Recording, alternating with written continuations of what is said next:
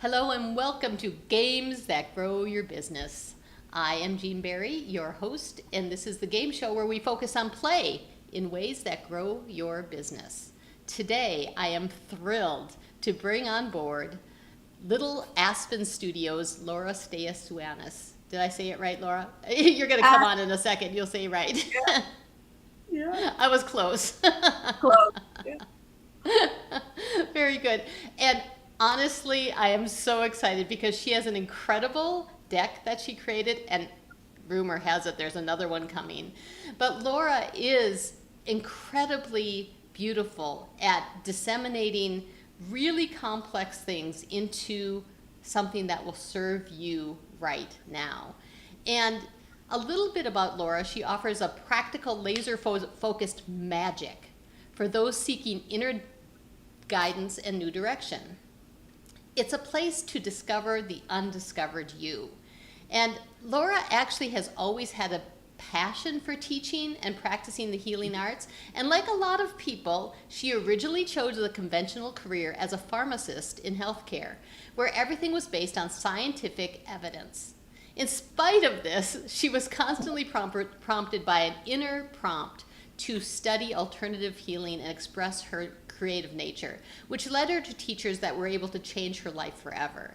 And honestly, this is what she does for you, is she changes your life forever and totally embodies this down-to-earth approach through all the work that she does. She's both a creator and a deck maker and a healer and a shaman and all kinds of high vibrational cool things all wrapped into one. So welcome. I'm so glad you're here, Laura, after all Oh, of that. I'm so happy I'm here too. Okay, so say your name, last name again, because I always pronounce it wrong. Oh, yes, very few people get it off the first time. It's Staisunas. Staisiunas. Okay, you think I'd get it right. It seems very, I want to give it all those vowels pronunciation. The funny thing is, a lot of people can't pronounce it, but when they see it again, they're like, "Oh, that's Laura. Laura S. What's the last name?" And everybody knows. Everybody knows who they're talking about. Well, you So could just be another one named person, and it's just Laura. it's true. It's true. There you go. Okay, so, but just getting right into the play because I'm kind of excited about your deck, and this is what we're going to be talking about today, the Sacred Attunement Oracle deck. And what had you inspired to create a deck out of all this wisdom that you've accumulated? I always had an affinity to, the well back in the day, we only had really tarot decks. We didn't even have oracle decks or affirmation decks.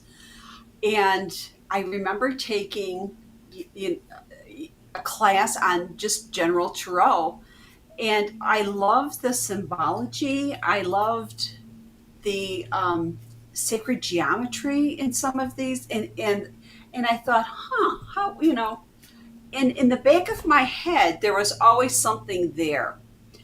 And I also have the affinity of being able to break down kind of like complicated information, and I think this is part of my science background too, to take complicated information and break it down into something very manageable, something very doable, and something very practical. And that's how I kind of came upon how to do my deck. Um, the interesting thing is, and I was always, I'll say, artsy or craftsy or whatever you want to call it. But one of the things that I've never done was paint. I never did acrylics. I never did oil. I never did watercolor. Nothing. I mean, I never even draw. I mean, I draw like a smiley face and a smiley face with curly hair. That's like the extent. So for me to come up with like a deck, I'm like, wow. Um, and I took a class, and I've lifelong learner here. Like, oh, I got to take this class. Oh, this is very interesting. Oh, how can I use this? And then somehow all of these different threads just kind of pull, it's like, I call it like my molecule. I have these little pieces and it all comes together. And this class was being offered on painting, basically, with these inks. And I thought, I need to be there. A little prompt said, you need to be there. And that was like years ago before I even started my deck. And I thought, well, I did it, and then I just put it away.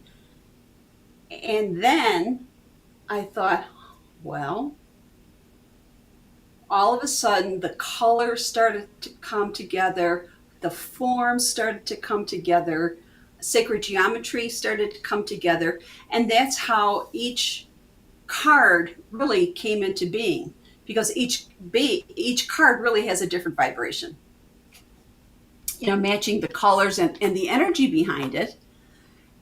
And then again, my little molecule that keeps on just going and going.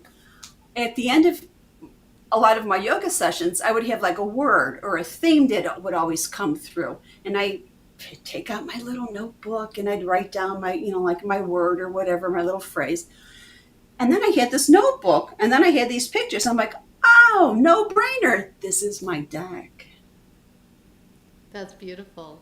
That's absolutely beautiful. And so I totally see all these threads that your background as a pharmacist kind of just all came together in a creative way, right? It shifted all those skills, like we're going to take some notes, we're going to write down and basically scientifically prove that the colors are aligned, that the space is aligned, that the energy is aligned, like all of those things coming together into one space. Yeah. And all of that, the vibration and the frequency, all has to do with healing, which brings me back, even though it was a lot of traditional healing, back in my original day, but I always had that alternative perspective. I'm certified aromatherapist, and I've done past life, and I've done Akashic records. So there's a lot of different alternative healings, and that inspired a lot of the deck too, because this is really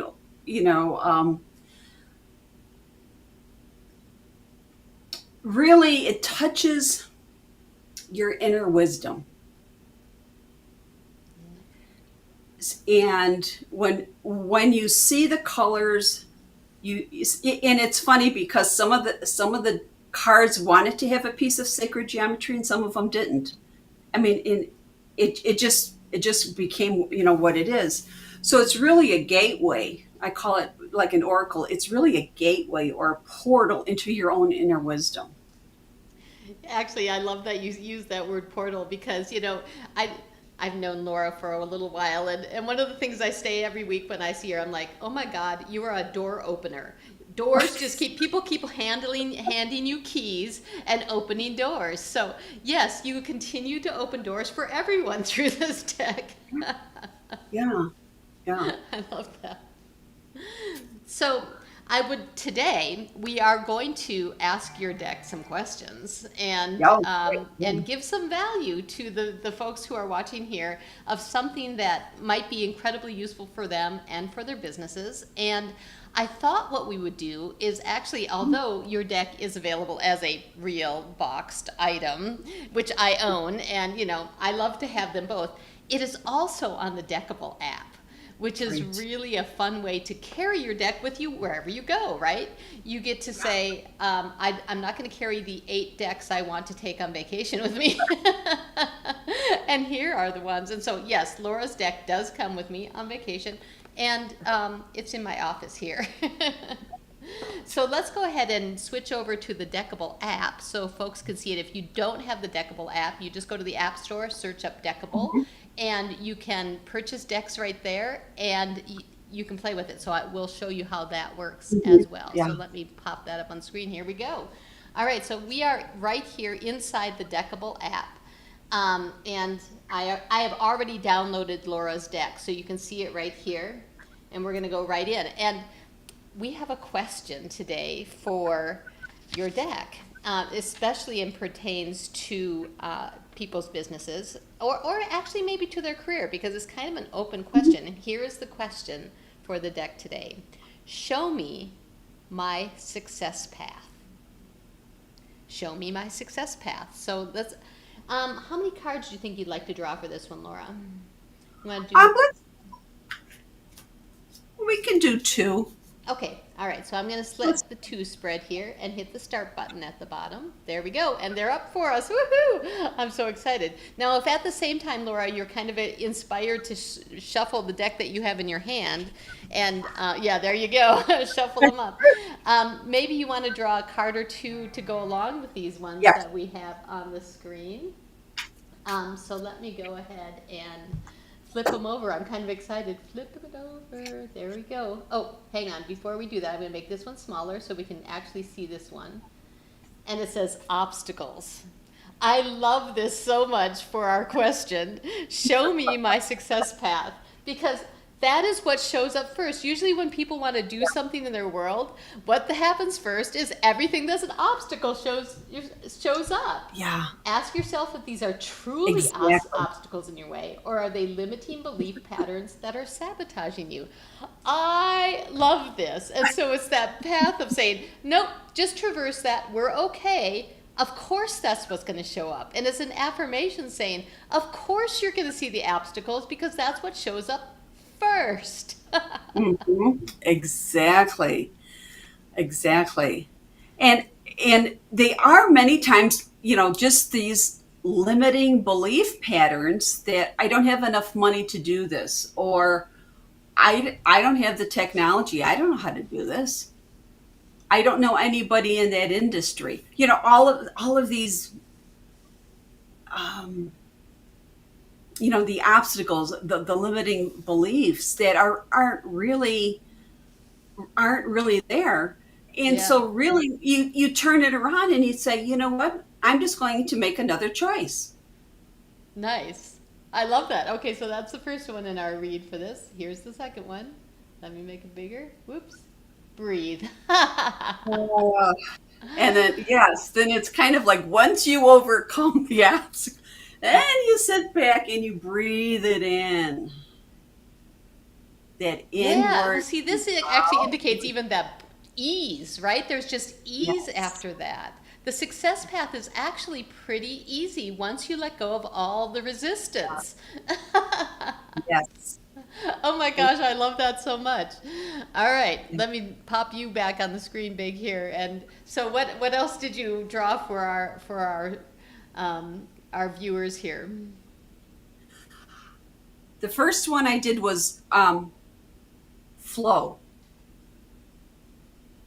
Nice.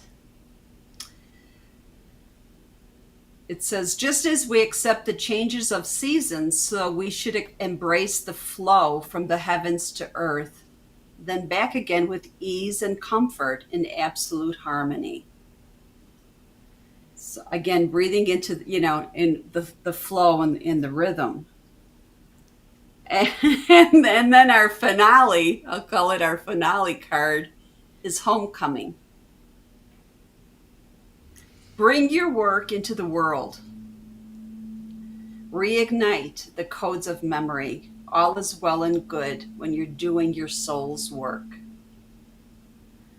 Oh my gosh, so perfect, so perfect. Yes, yes. Let go of resistance, breathe, follow your muse, and then put it out in the world. Like fearlessly put your stuff out in the world.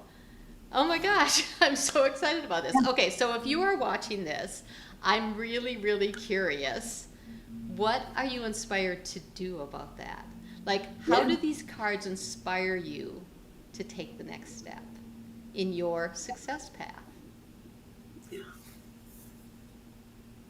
That's amazing. Yeah.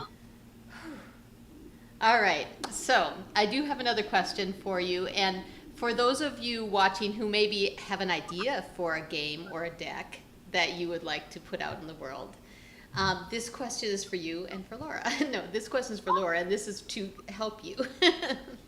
And here's the question. How do you then use this deck inside of your business? How does this deck both drive your business and support your business? A lot of times people, once they use the deck, a couple times, all of a sudden these, I'll say it's almost like an igniting of personal transformation comes up, pops up. Things start to marinate, things start bubbling up, and then they'll call me and we'll do an Akashic record session together, a reading for them. Or they want to do more healing around something that came up working with the deck. So I do have a healing circle, and I also do online one-on-one healing with people too. So that is also a way for people to work with their healing and their inner wisdom, that their transformation that sometimes they can't get a hold on. So like for the spread that we just did, someone might say, yeah, but this is what's happening. And then when we'll do an Akashic record reading, and it might be some kind of trauma, it might be some kind of wound. It's that obstacle that they can't get past. So we dive deep. We do some pretty deep work with that. So those are a couple of ways that you can expand business with, how I use it for my business too. Yeah, and so it ultimately continues their healing. So if they have the deck, so first they get the deck, and then they're like, wait, maybe I need to hire Laura because I want to go deeper. Or after that deep work, then they come back in and they keep working with the deck to pull up new things, and then they maybe hire you again. Yeah. And so it's that continuous piece that keeps them engaged in your work and that kind of thing. Yeah. And it's also, yeah, I was just going to say, too, on some of the podcasts that, that I've been on too, we talk about the creative process and how this process comes about. And I started, with, just a personal, making a personal deck. Actually, I started making I made like personal greeting cards with different sayings, which at the time I didn't realize it really was a deck, but I just have like the graphic to go along. So it's like these little stepping stones. And I'm like, oh, so now my healing circle I'll always pull cards for people, and it's always, it's always there. And they're like, well, is this something I can do? Yeah, yes, it is something you can do. You don't need 44 or, 56 cards. You can do it with 7. Pick a number, 7. So, hey, if I can do it, you guys out there can do it. Come on. Yeah. Absolutely. And I was talking to someone earlier today, talking about that creative process again. Kind of what you were alluding to is that the creative process itself creates energy. And so that when you're doing that, is creating enough backflow of energy so that when you're like, ooh, I have this idea, then suddenly you have all the creative assets to actually have it move forward and not feel overwhelmed, which, like you say, that could feel overwhelming. Yeah. And a lot of it is just, you don't know where to start. Well, yeah. I had an idea yesterday for a new Oracle deck too, which is so funny. I'm like, I'm constantly thinking about decks and thinking about decks in other people's businesses, and how could we put this into, a VA's business? How could we put this into an accountant's business? How could we put this, I have this on my mind all the time. And then yesterday I was like, oh my God, this is my deck again. And I'm like, am I creating a new deck? And so it was one of those funny thoughts saying, you know, that creative inflow of when you're creating and when you're processing and doing your own work, right? Doing our own work is what gives rise then to commercial products. Yeah, yeah. And I know somewhere out there, it's like right here, it's my second deck that's coming in, and it's a very similar process. Like my words are coming in first, and then how am I going to, do the graphic part, because I all of my graphics are mine. I don't even know how to do that stuff, cropping and photoshopping and InDesign. I don't even know, but it's me. It's my energy in there. All of my words. This is my handwriting. I handwrote my words. Wow.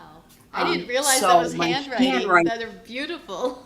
yeah. So that's my hand. So it's me in there. So there's going to be something else, and I'm not. Here you go with the creative process. You don't rush it. It just happens. It's just flow. It's just flow. I'm in that flow state now. And I know there's somehow these two decks are going to come together. They're going to be some kind of partnership with the two. Either, Okay, yeah. well, So you get my head going around that, and I'm thinking, oh, then we turn it into a full-on game, right? I'm thinking because, a lot of games with a board have different decks that sit on them that, create action out into the game. And so I'm like, oh my gosh, Laura, we need a full-on game now. I was thinking, as soon as you said that, I thought of Monopoly. You know how they had the yellow card and the green, like they had Oh, they had exactly. the two cards. They just never had the one deck of the Exactly, and this is the whole thing then about playability inside of especially Oracle decks, which is a really fascinating idea, is that to make them playable, you only need to do a couple new things. And those two things usually are some sort of action or a number, right? And so if you add numbers to them, or if you add suits to them so that they land in a certain area, then that can also be useful as well. So if you can somehow categorize the cards in either one of the decks, and if you can number them, now we can make them playable. yeah, yeah, yeah.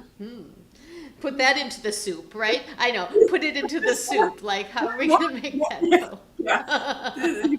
Bring it in. It's just marinating. It keeps on marinating. Yeah. All right. So inside of all this creative goodness, where can people find you, Laura? They can find me on my website, and it's littleaspenstudios.com. And if you're watching this in YouTube, you will find that link right below. And in addition, you will also find links to some of the other deck creating courses that I offer, and some of the other the Master Club, and some And other Deckable. creative think tanks. Yeah, you can put Deckable in there too for Yes, and the everybody's. Deckable link is below as well. So yep, Yeah. all those things are below, so you should be able to find exactly what you're looking for. If not, ask your question. We're so happy to help you. Laura, thank you so much for coming on today. And is there any last word that you would like to share about any creative process, or about this question we asked today? I don't know, whatever's coming up. It's always just popping in is that healing comes in different forms. There's physical healing, emotional healing, spiritual healing, and however that process for healing, wherever that takes you, follow it. Don't just be straight lace. I got to do this. Oh no, it's like follow it. Just follow it. Follow the muse. Yeah. Awesome. Love it. Love it. That's beautiful. And thank you so much for sharing that. Thank you for being on. And for those of you who are watching, thank you for joining us in this creative amazingness. And until next time.